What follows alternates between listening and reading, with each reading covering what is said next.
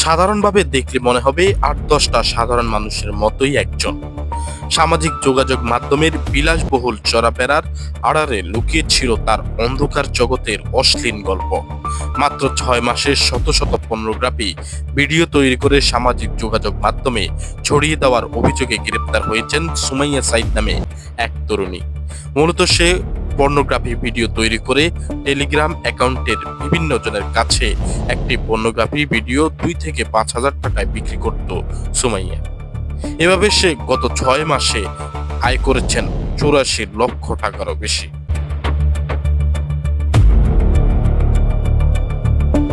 Social মিডিয়ার pornography content তৈরি, প্রচার ও বিক্রির অভিযোগে রাজধানী থেকে সুমাইয়া সাইদ নামে এই ফ্রিল্যান্সারকে গ্রেপ্তার করে ঢাকা দক্ষিণ মহানগর গোয়েন্দা ডিবি পুলিশের সাইবার অ্যান্ড স্পেশাল ক্রাইম দক্ষিণ বিভাগ।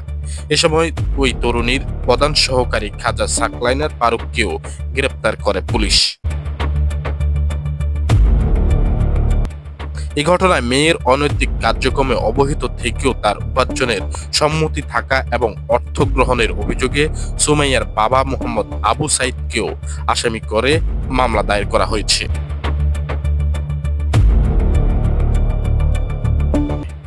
ডিবি সূত্রে জানা গেছে, গত ১০ই আগস্ট সাইবার মনিটরিং এর সময় সুমাইয়ার ইনস্টাগ্রাম ও টেলিগ্রাম আইডিতে আপত্তিকর কন্টেন্ট এবং সেসব বিক্রির বিজ্ঞাপনে দৃষ্টিগোচর হয়।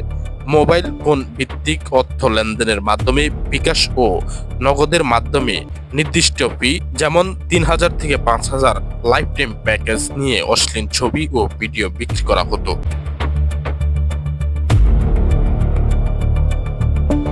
এরপর প্রযুক্তির সহায়তায় তাদের অবস্থান শনাক্ত করে ১১ আগস্ট রাতে ঢাকায় বসুন্ধরা আবাসিক এলাকার একটি ফ্ল্যাটে অভিযান পরিচালনা করা হয়।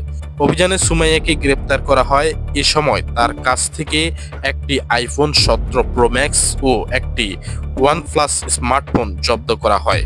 পরে সুমাইয়ার দেওয়া তথ্য অনুযায়ী ভাড্ডার ঢাকা পপুলার ট্রাভেলস থেকে তার প্রধান সহকারী খাজা সাকলাইন ফারুককে গ্রেপ্তার করা হয়।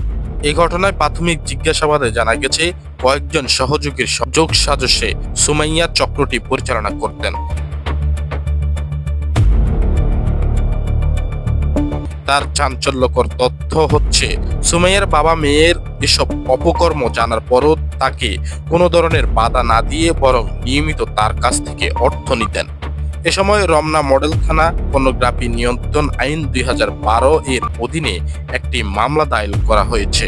মামলার রহস্য উদ্ঘাটন এবং এ চক্রের পলাতক অন্যান্য আসামিদেরকে গ্রেপ্তারের জন্য আদালতে গ্রেপ্তারকৃতদের ৩ দিনের রিমান্ড আবেদন করেছে পুলিশ।